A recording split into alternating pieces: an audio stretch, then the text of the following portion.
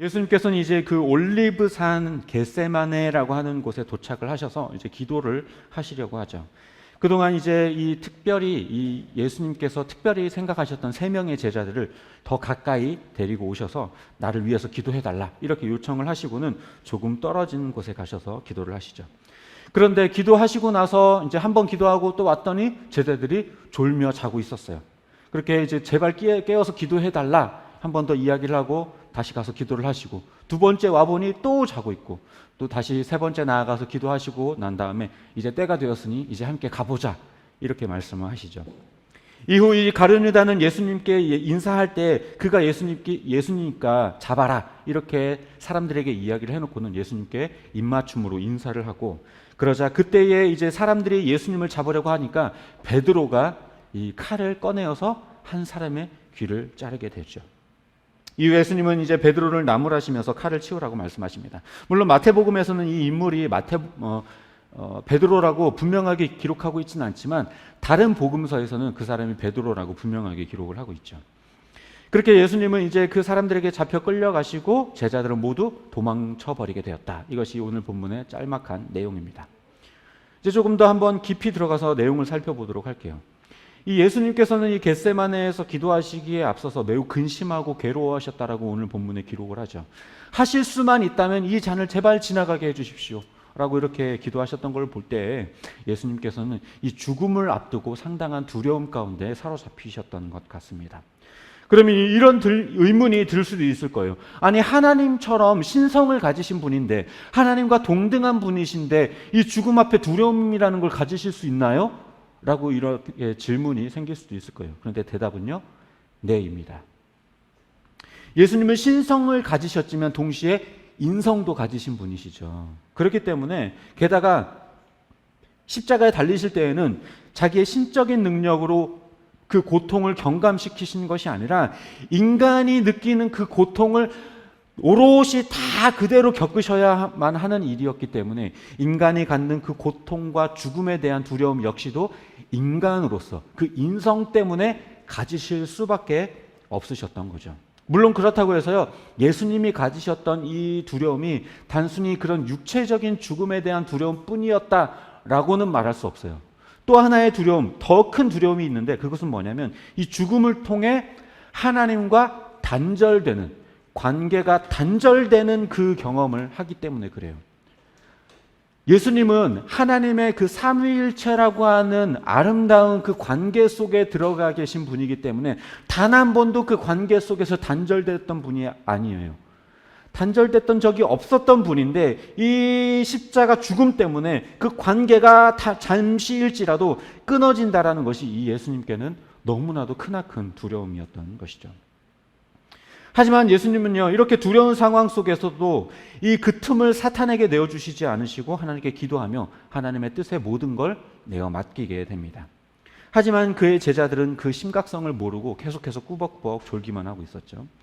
아무리 피곤하더라도 정말 기도가 필요한 그 순간에는 허벅지를 꼬집어 가면서라도 기도를 해야 되는데 이 제자들은 그러지 않았고 그렇게 깨워서 기도할 생각이 전혀 없었던 거예요.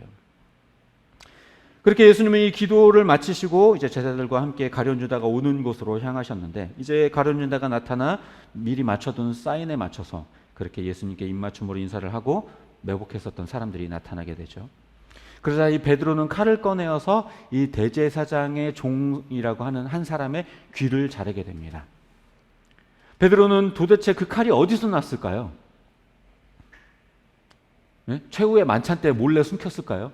아마도 잘은 모르겠지만 우리가 유추해 보기는 예수님과 함께 하던 3년 내내 그 칼을 지니고 있을 가능성이 매우 큽니다.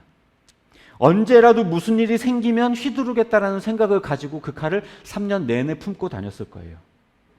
그런 그에게 예수님은 내가 하려면 얼마든지 천사들을 불러서 막을 수 있다. 그러나 이것이 반드시 일어나야 하는 일이기 때문에 성경에 기록된 일이기 때문에 내가 이것을 그냥 당하고 있는 거다. 왜 그걸 모르냐? 이렇게 얘기하시죠.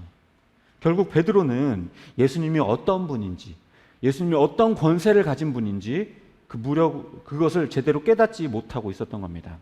예수님이 어떤 분인지 어떤 권세를 가지신 분인지 모르기 때문에 자기의 무력을 가지고 그것을 막으려고 했던 거죠. 이렇게 몸에 칼을 지니고 그리고 그 칼을 빼내어서 휘둘렀다라고 하는 것은요, 베드로가 여전히 자기의 힘과 의지, 그런 결단들을 신뢰하고 있다는 것을 보여주는 대목입니다. 그렇게 오랜 기간 따라다니면서 수많은 기적을 보고 예수님을 하나님의 아들이라고 고백까지 했지만 그 경험들이 아무 소용이 없는 것처럼 일순간에 아무것도 아닌 게 돼버렸어요. 베드로의 눈에는 그저 가룟 유다의 계략에 의해서 예수님이 팔려가고 죽음을 당하게 되는 일로 보였던 거예요. 눈에 보이는 상황만 볼 뿐 그 뒤에 하나님의 섭리는 보지 못했던 거죠. 오늘 본문은 이 상황을 바라보는 두 개의 시선을 우리에게 보여줍니다. 예수님은 자신이 팔려가는 상황에 마음이 두렵지만 그것이 하나님의 뜻과 섭리라는 사실을 인정하고 그것을 분명하게 이해하고 처연하게 그것을 수용하는 모습을 보여주셨습니다.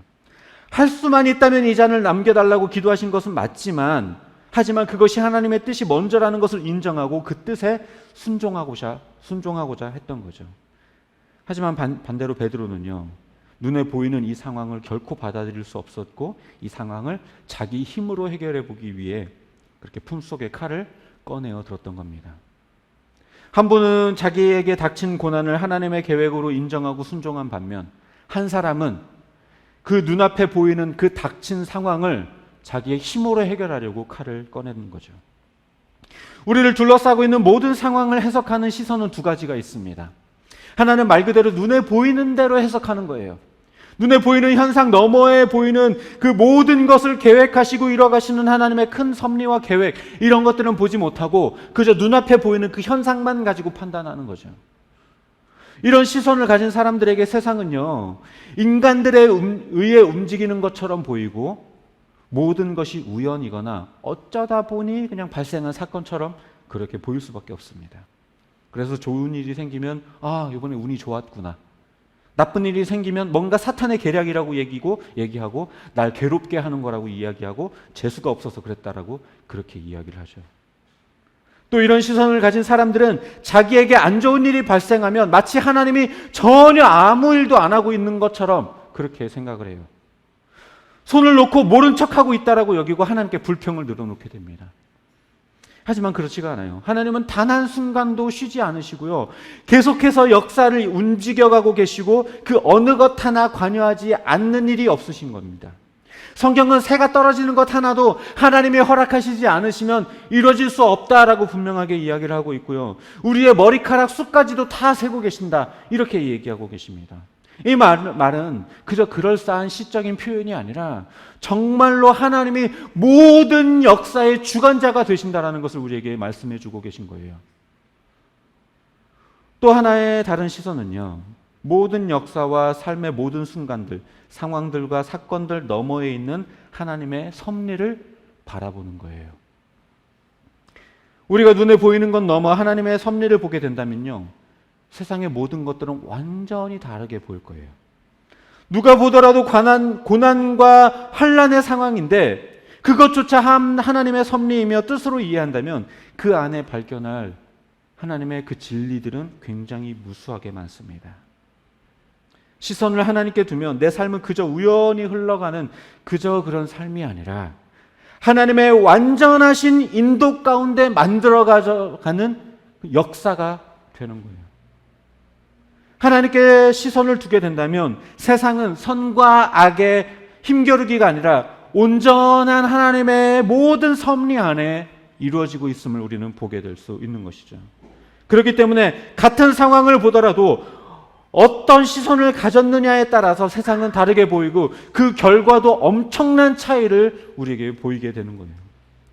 하나님의 위대하심, 그 어느 것보다 그 무엇보다 크신 하나님을 보게 된다면 사탄의 괴롭힘, 삶의 고난과 위험조차 아무것도 아니라는 것을 알게 될 것이고 우리는 순간 모든 고통으로부터 벗어나 참된 평안을 보게 될 것입니다. 우리가 여전히 고통스러운 거는요, 상황 때문이 아니라 시선 때문이에요. 내가 어떤 시선과 관점을 가졌느냐에 따라서 달라지게 되는 거예요. 우리가 베드로의 눈을 가지고 보게 되면 가룟 유다에 의해서 예수가 팔려가는 사건은 매우 충격적이고 비관적이고 모든 게 완전히 끝나버리는 그런 순간이 될 겁니다. 하지만 주의 눈으로 보게 되면 이는 모든 인류를 구원하기 위한 굉장히 놀라운 은혜로운 희생의 순간으로 보이게 될 거예요. 눈앞에 파도를 보게 되면 바다에 빠지게 될 것이고 그 너머에 서 계신 예수님을 바라보게 되면 우리는 바다 위를 걷게 될 것입니다. 이것은 변함없는 진리예요.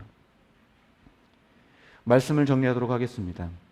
오늘 예수님께서 잡혀가는 사건을 바라보는 두 개의 시선이 존재합니다. 괴롭고 두렵지만 하나님의 섭리를 믿고 의지하고 나아가는 주님의 시선과 칼을 빼서라도 막아야 할 위협으로 느낀 베드로의 시선. 지금 여러분은 품에 칼을 지니고 언제라도 내 능력과 결단으로 문제를 해결해야겠다고 생각합니까? 아니면 주의 시선으로 기도하며 주의 뜻과 섭리를 의지하고 계십니까? 우리 품에 품은 칼은요, 어떤 상황이나 문제를 해결하기 위해 내가 의지하는 돈이 될 수도 있을 거고요. 내 능력이 될 수도 있고요. 내 지식과 경험 혹은 관계가 될 수도 있어요. 내 앞에 닥친 문제, 그것을 내가 어떻게 해결할 것인가? 내 돈으로, 내 능력으로, 내 지식으로, 내 경험으로, 내 관계로. 그것은요, 베드로처럼 내 품에 있는 칼을 꺼내는 행동인 거예요. 즉, 내 앞에 닥친 상황 그 너머에 계신 하나님의 섭리를 바라보지 못하고 있다는 거죠. 내게 닥쳐오는 상황을 모면하기 위해 꺼내는 그 칼 내려놔야 돼요. 칼을 쓰는 자는 칼로 망하듯이 내게 있는 무언가를 의지하면 그것으로 망하게 되어 있습니다. 우리는 오직 주의 시선을 가지고 모든 것이 다 주의 섭리이며 뜻이라는 것을 이해할 필요가 있어요. 우리가 이 시선을 가진다면 내 삶을 그 누구보다 온전하게 이끄시는 주님이라는 사실을 우리는 분명하게 이해하게 될 것이고 그 삶의 조각들이 내가 보기에 비록 불완전해 보일지라도 주님께 맡기면 완전한 작품이 된다는 것을 또한 우리는 느끼게 될 것입니다. 우리가 오늘 찬양 가운데 외쳤던 것처럼 우리가 하나님께 시선을 두면 내 삶은 역사가 되는 거예요. 그냥 그저 흘러가는 그냥 평범한 아무것도 아닌 일이 아니라 하나님이 보실 때에는 어마어마한 은혜의 역사가 펼쳐지고 있는 것이고 이 세상은 그냥 뭐 흘러가는 것이 이게 아니라 놀라운 하나님의 역사가 펼쳐지는 것을 우리는 보게 될 것입니다. 예수님조차도 기도함으로 자신의 연약함을 고백하고 하나님의 섭리에 순종할 수 있는 힘을 달라고 기도하는데 우리는 왜 내 힘과 노력과 내 결단을 가지고 문제를 해결하려고 할까요? 왜 우리는 우리 품에 품은 칼을 꺼내어서 상황을 모면하려고 할까요? 왜 기도해야 할 때 졸며 자며 깨어있지 않을까요? 그건 내게 닥친 상황이 매우 급박해서가 아니라 그 상황을 바라보는 내 시선에 문제가 있기 때문에 그래요. 그 상황 자체가 아니라 그 너머에서 역사하시는 하나님의 손을 보지 못하기 때문에요. 그래요. 그래서 내 앞에 다가오는 이 고난을 내 힘으로 해결해야 되겠고 그것이 나에게 부정적인 것으로만 다가오는 거예요. 하나님의 섭리를 본다면 그 뒤에 나를 성장케 하시는 하나님의 역사가 있구나. 이 일을 통해 내게 주시려는 메시지가 있구나. 이것을 바라보지 못하는 거죠. 그래서 베드로처럼 예수님이 팔려가는 그 사건이 자기에게는 너무나도 큰 위협이어서 칼을 꺼내서라도 이 문제를 해결하려고 하는 거죠. 시선의 변화가 없으면 아무리 상황이 나아져도 우리들의 삶 가운데는요 나아지는 게 없어요. 시선의 변화가 없으면 매번 품속에 칼을 뽑아서 휘두르게 돼요. 매번 문제가 닥치고 매번 어떤 상황이 닥치면 내 지식과 내 경험과 내 힘과 내 돈으로 그 문제들을 해결하려고 하는 겁니다. 그래서 매번 고난의 속에서 고민에 빠지는 거예요. 또 이 문제를 어떻게 해결해야 될까? 이것을 통해 하나님이 내게 뭔가 주시려는 메시지가 있구나라는 게 아니라 이 문제를 또 어떻게 해야 될까? 머리 아파, 스트레스 받아. 이걸 어떻게 해야 되지? 이렇게 되는 겁니다. 모든 삶의 순간들 너머에 일하고 계신 하나님을 발견하지 못한다면요, 우리 삶은 여전히 겟세마네에 선 베드로일 수밖에 없어요. 눈앞의 상황만 우리가 계속 보고 있다면 파도에 겁이 나서 바다에 빠져버리는 베드로일 수밖에 없습니다. 바라기는 인간적인 시선으로 눈앞에 있는 상황에 얽매이지 말고 하나님을 향한 시선을 가짐으로 모든 상황을 믿음으로 해석해낼 수 있는 저와 여러분이 되시기를 주님의 이름으로 축복합니다.